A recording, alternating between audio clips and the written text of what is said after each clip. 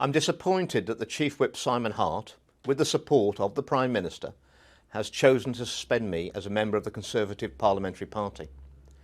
My tweet of 11th of January was in no way anti-Semitic. Indeed, it alluded to the Holocaust being the most heinous crime against humanity in living memory. Of course, if anyone is genuinely offended by my use of such imagery, then I apologise for any offence caused.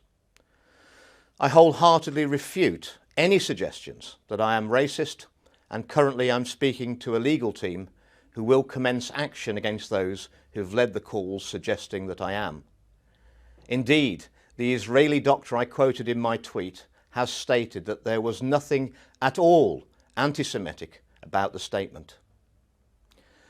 The fact that I have been suspended over this matter says much about the current state of our democracy, the right to free speech, and the apparent suspension of the scientific method of analysis of medicines being administered to billions of people.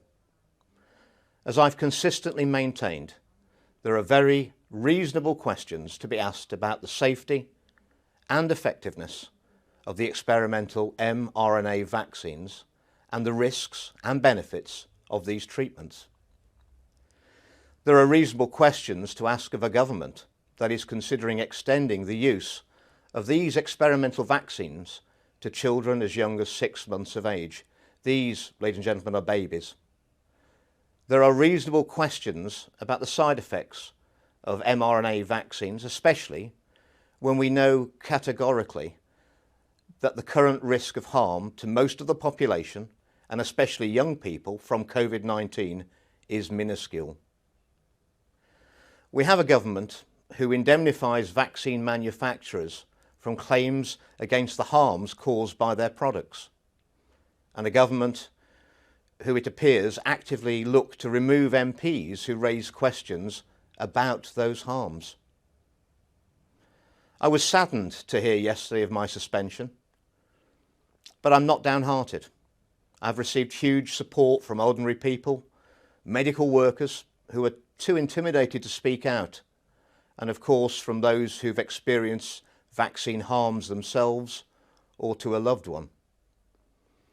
Hopefully, the media interest around my suspension will finally get the issue of vaccine harms into the media, who have been so reluctant to cover this issue for so long, an issue which is clearly of huge and growing concern to many people across the globe.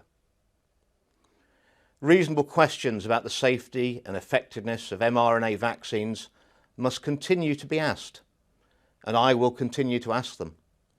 If I cannot do that as a Conservative Member of Parliament, then so be it. Highlighting these important questions, questions about life, death, serious injury, must override party loyalty.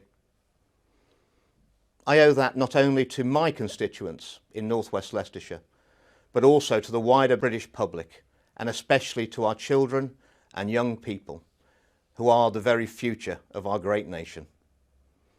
Thank you very much for listening to me.